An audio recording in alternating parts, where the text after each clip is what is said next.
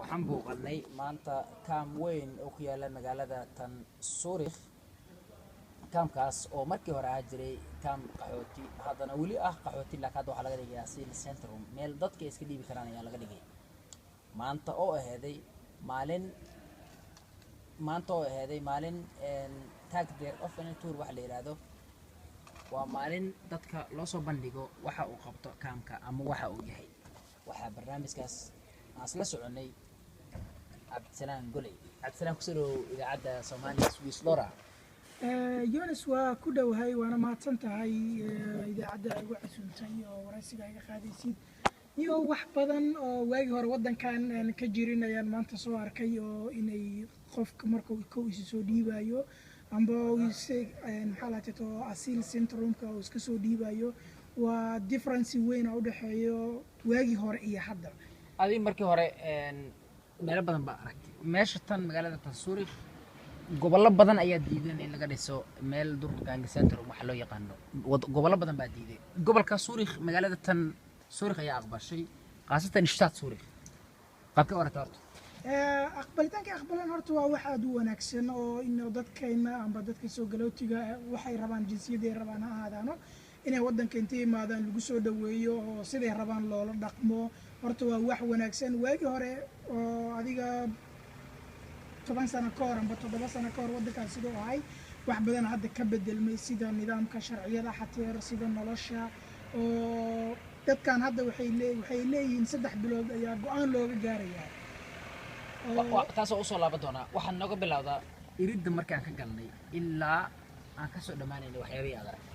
iridda markaan ka galnay waxaa noola sharaxay kow markii meesha la galo waxaan ka bilownay qaybta dhakhtaranka amba isbitaalka notfaalka uu leeyahay kaamka oo qofkii jiran amba qofkii saad u dhibaataysan isbitaalka weyn loo gudbiyaa sida ayaga noo sheegeen.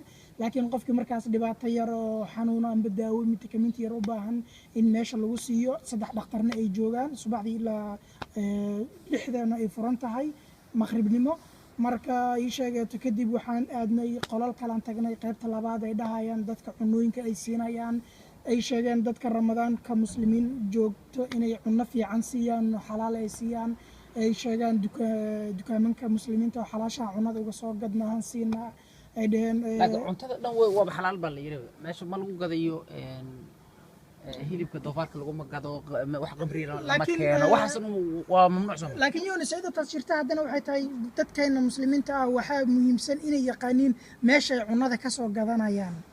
waadaama on meesha ayaga loo ogolaan inay cunno soo gataan aysan meesha ku karsadaan. marka dawladda amba kamunka dadka markaas haysto waxay ay raali uga naqdeen inay ayaga cunnada u soo gadaan dukaamanka ay ayaga rabaana looga soo gado loona kariyo. marka midaas waa wax marka aad u wanaagsan. waagi hore ma jirin qofka muslim ahaado wuxuu raba ha ahaado looma ogolaan inuu cunno khaas u cuno. wuxuu cuni jiray cunnada dadka dhan ay cunayso. waxay dhaheen anfur baan siinaa, suxuur baan siinaa, dadka rooti iyo waxyaabo ismarisan suxuur aan u siinaa. marka waa waxyaabo aad oo Zurich ay ku amaanan tahay oo waxyaabo aad loogu farxo waay midaan ay sameeyeen. aad buu mahadsan tahay. waxaanu aragnay goobo TV lagu fiirsanayo, ciyaaraha adduunka lagu fiirsanayo, waxyaabo badan iskoolaad baan aragnay. maxaad ka yaabi aragtay? waxaad ana kaliya ma aragtay ma jirtaa? yaabka badneedaan arka waxay ahayd qof walba wadankaas soo gasho waxay ku soo gashay qaxootinimo raadisay. marka anaga imaanaynay Yunus ma jirin iskool aad kaamka dhexdiisa, ma jirin in jawaabtii 3 bilood amba 2 bilood gudahood lagu siiyo, ma jirin in sheegato wax allaala waxa u baahan tahay tasiilaada in adiga lagu siiyo. laakiin hadda meesha aragnay waxay noo sharaxeen dadka maamulayaasha ah inay qofka marka uu soo galo wax walba ay ayaga ay siiyaan. marka taas naftirkeeda waa wax aad loogu farxo. aad ayaad u mahadsantahay. marka dadka soo galootiga waxyaabihii ay sheegeen dadka maxay ahayd dadka soo yaa ugu badan oo wadanka Swiss-ka soo galo. dadka soo gala hadda ugu badan waa dad wadankan Suuriya soo galo dadka ugu badan oo soo galo iyo Eritrea. waxaa kaloo aad u soo gala ayagana ay sheegato wadamadan la isku yiraahdo ay sheegato East Africa-da, Nigeria, Ghana, Burundi waxyaa dad saasan ka aragnay. Soomaali 10 qof aad joogtaan wala dhahay sida kaamkan loo furay 3 bilood muddo uu furan yahay. 3 bilood adiga 10 qof camal aan aragnay nagu dhahan oo Soomaaliya hadda inta joogto waa hadda inta joogto adiga 10 qof camal oo nagu dhahay sida hadda uu inoo sheegay qofkii wax noo micnaynayay.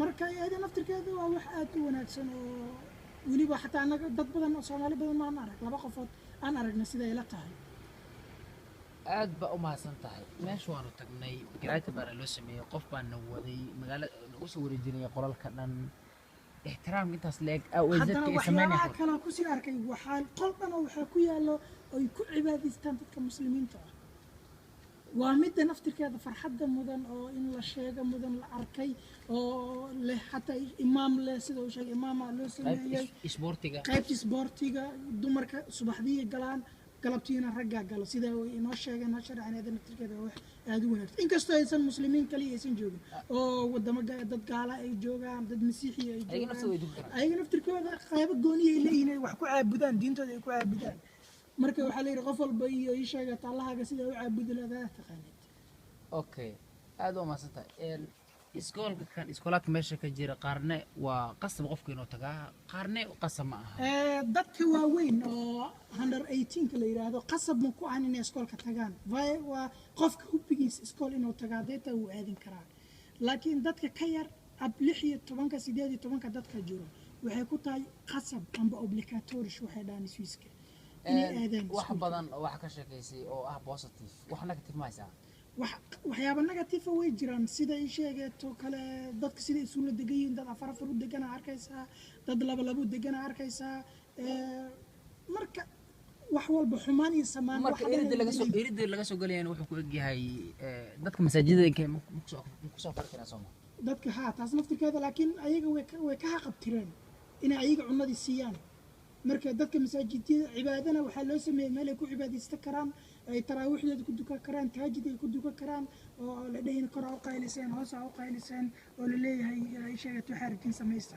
marka taas booskeeda waxa u buuxin karto ay sheegato meeshaan la sameeyay qolkan dhan oo la siiyo la yiri ilaahaygeena ku caabudo inkastoo qolka iyo iridda iyo imaamka inay inkastoo isku aadan yihiin ayda naftirkeeda xoogaa wax oo way taa laakiin haddana guriga la siiyay ayaa sida u dhisay guryaha dhanaana sida wada aad baa u mahadsan tahay maanta waxay ahayd maalin aan kaga qayb galnay meeshaas oo lagu soo maalin ay ahayd maalin lagu soo bandhigay mid kale Yonis aan ka sii dhaxgalo hatta ciyaalka yararka waxaa loo sameeyay qayb gooniye ay iskoolku aadayaan macallimada subaxda u imaanayso way wadaysaa iskoolka geynaysaa galabtiina way ka soo celinaysaa waxayna aadayaan subaxdii markay waxay galayaan 8 subaxnimo ilaa 6 duurnimo qaday soo aadayaan toddobaday ku naqanayaan 5 galabnimo ka soo baxayaan oo dadka yar yarka ah dad waliba kindergarten ay leedahay kindergarten meesha ilmaha yararka lagu hayo oo macnaa ka yar 2 sano macallimiin ayagana gooniyo ilmihi hayna waxa kaloo jiro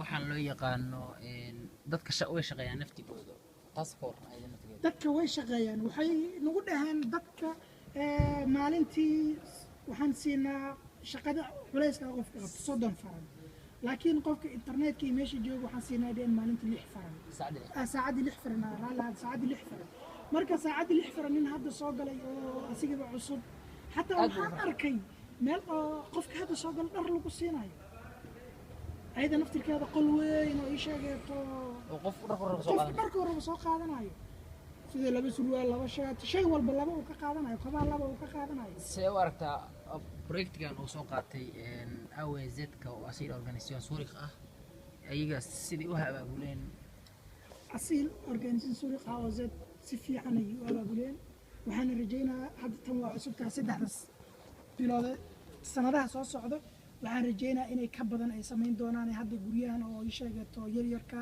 inay guryo ka waaweyn ay u bedeli doonaan dadkana ay nolol fiican siin doonaan sidaan ku rajaynayaa waayo waxay Soomaalidu waxay tiraahdaa ay sheegato ninka wax yar kaaga farxiya ayaa wax badan kaaga farxiya laakiin dadka meesha yimaado waxa loo transfer Soomaaliya gobol kale way jirtaa laakiin haddana waxaa la yiri waxa u sii dheer qofka xornimadiisa gobolada wadanka loo soo bandhigaa gobolka rabo doorana waa cajiib waay waa waxaan hor u jirin aad baa ugu mahadsantahay sidoo kale Yonis maalin wanaagsan aad u mahadsan halkaad weli nagala socotaan waa idaacadda Soomaali Swiss Lora